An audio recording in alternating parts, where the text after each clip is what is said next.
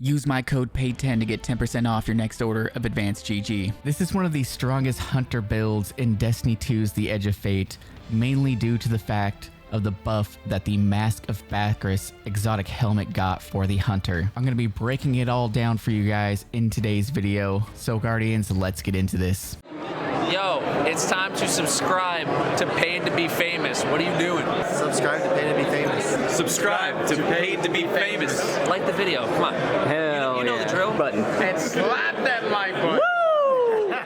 So with the launch of The Edge of Fate, Bungie changed the Mask of Bakris. The exotic perk now states while you have a stasis super equipped or an arc super, which it doesn't say in here, you can also have an arc super equipped, states that your dodge becomes a long range, faster moving shift that partially cloaks you during use. After shifting, your stasis and arc weapons gain a stacking damage bonus for a short time. Final blows with this bonus active refund class ability energy. And it also fails to mention that the Lord of Wolves actually works with this. So you can use stasis, arc, and the Lord of Wolves. That will all get you your class ability energy back. So what exactly does it look like? Well, you shift, get an arc kill or stasis kill or Lord of Wolves.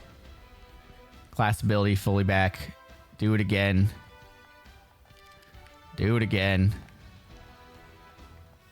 Do it again. Just as you guys can see, we can just keep going down line here. Dodging, shifting. And I'll switch to my stasis and you can see that that works too.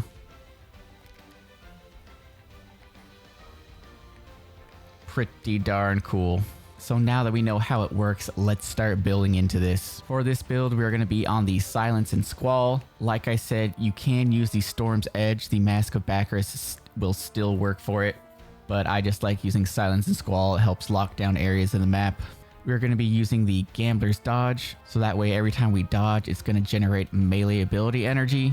And as you can see right here, my melee is at 16. It's like basically nothing. So as you can see, when I dodge, I get pretty much all my melee back.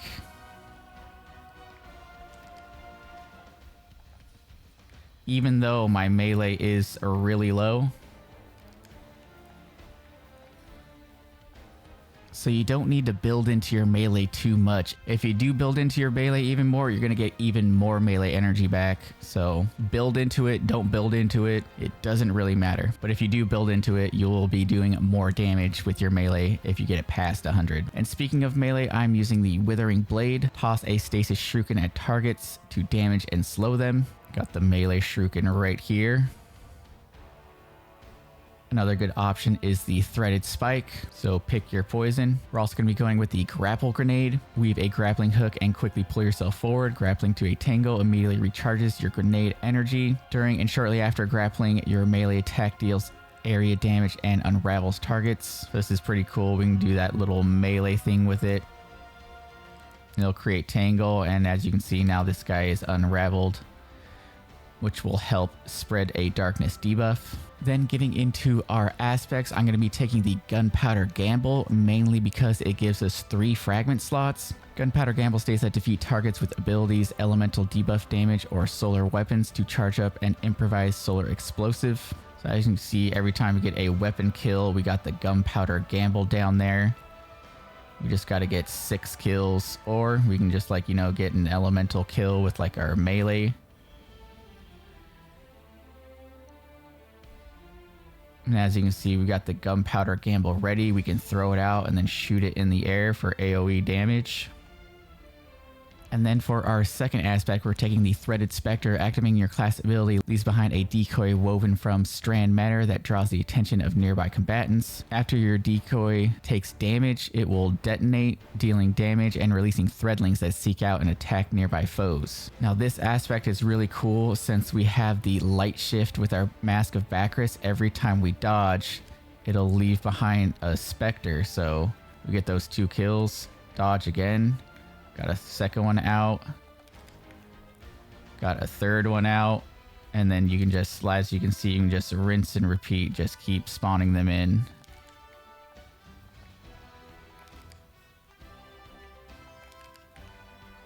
And they're just all over the field. When these are on the field, the enemies are going to prioritize shooting these specters and not you or your teammates, so that is really good. Then for the fragments, we have Facet of Ruin, increase the size and damage of the burst when you shatter a stasis crystal or frozen target, and it increases the area of effect of solar ignitions. So we get stasis crystals on the field from our exotic and our withering blade, and we can scorch and ignite things with our gunpowder gamble. That's why we're taking the Facet of Ruin. We also have Facet of Dawn, powered melee hits against targets make you radiant. And since we have the withering blade, we get 2 charges, so that's just 2 chances that makes us radiant for 5 seconds. If you throw it again, it'll refresh the timer. We also have Facet of Hope. While you have an elemental buff, your class ability regenerates more quickly. Since this build revolves around light shifting and using our class ability, it's a really good fragment to have. We also have Facet of Protection. While surrounded by combatants, you are more resistant to incoming damage. So as you can see in the bottom left-hand corner, we get a little bit closer. Surrounded by 3 enemies, and we got that Facet of Protection. That's an extra 15% damage resist. Then we have Facet of Purpose. Picking up an orb of power will grant us frost armor since we are on the stasis super. Picked up that orb and we get frost armor times 2. So every time we pick up an orb, we're going to be getting 2 stacks of frost armor, and it stacks up to 5 times. So on top of Facet of Protection, we get frost armor, which is even more damage resist. And last but not least, we have Facet of Solitude. Landed rapid precision hits emit a severing blast from the target. So as you can see right here, we get a couple of hits, and now this man is severed, which means he's going to be doing 40% less damage to you and your allies. Now this takes us into our exotic of choice. The new Graviton Spike comes with the exotic perk Temporal Manipulation. Long press is sought between fast firing arc mode or slow firing stasis mode. Final blows and precision hits overcharge the opposing mode to enable additional effects. So as you can see, we're in the arc mode. We get 3 hits. We're overcharged, so we switch to the stasis mode, and now when we get a precision hit, it'll spawn these stasis crystals. We get 3 hits in that mode. We switch back to arc, and now we get some precision hits, and it calls down lightning. And I unlocked all the weapon traits and catalysts, and I chose to go with temporal alignment. Overcharging both arc and stasis modes grants a period of increased damage. This is probably the best one you can get for PvE. So at base, we get a headshot, does 363, and in the stasis mode, does 477, because the stasis mode hits a little bit harder. Now we're doing 572 for the stasis, and 359, 436 for arc. So it's a nice little damage increase there for you. Now getting into the armor mods, we have an Arc Siphon on for our Graviton Spike. We have a Dynamo, reduces our super cooldown when using our class ability near targets, which we're going to be doing all the time. We also have Hands On, gain bonus super energy on melee kills. On the gauntlets, we have 2 melee fonts because like I told you earlier, our melee stat is really low, and these 2 fonts will give us a plus 40 to melee. On the chest piece, we have Charged Up, increases the maximum number of stacks of our armor charge. And I also just threw a health mod on there. You can change this out for a damage resist if you need it. On the legs, I've got Recuperation, replenishes health each time you pick up an orb of power. And then I have 2 arc weapon surges on here. So this is just going to boost our weapon damage even more. We already have temporal alignment on there, which gives us that damage increase to our Graviton Spike. And then this is going to boost it even more when we're in our arc mode. Then on the class item, I have a Reaper mod so that we get an orb after we dodge and get a weapon kill. I also got Powerful Attraction, which will automatically collect nearby orbs of power when you activate your class ability. And then I just put an Outreach mod on there. Here are the artifact perks that I'm using. We've got Fever and Chill. Whenever we're in stasis mode with the Graviton Spike, we'll get Frost Armor from rapid precision hits. We've got Elemental Benevolence. Granting allies an elemental buff gives you class ability energy. So whenever we throw our melee out and get a kill, we can give our teammates Radiant. So that will count right there. We have Cauterized Darkness. Stasis or strand debuff non-boss combatants take increased solar damage from all sources. So we can debuff with our Withering Blade or our Grapple.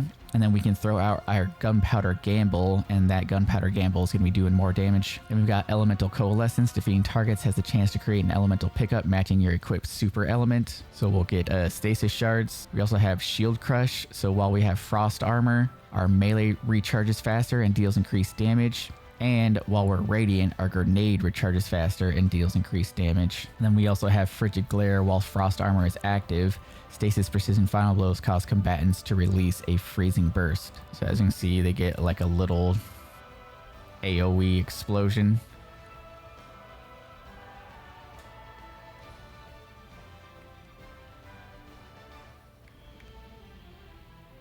See how I froze that guy right there? And that is basically going to do it for the build, guys. Highly suggest you guys try this build out. It's really fun. It does pretty well in higher end content. I was taking this into 350 lost sectors while I was just power level 320, and I was doing pretty good in there. The Graviton Spike is a very powerful exotic. If you guys haven't beaten the campaign yet, I highly suggest you do, because that's how you unlock it. I did a live stream the other day going around Caldera and unlocking all the intrinsics and exotic catalysts. The live stream is up on my channel if you guys want to go check that out and follow along. As always, there will be a dim link in the description if you guys just want to copy the builds. If you guys are new here, subscribe to the channel, leave a like if you found this helpful, and I'll catch you guys in the next one.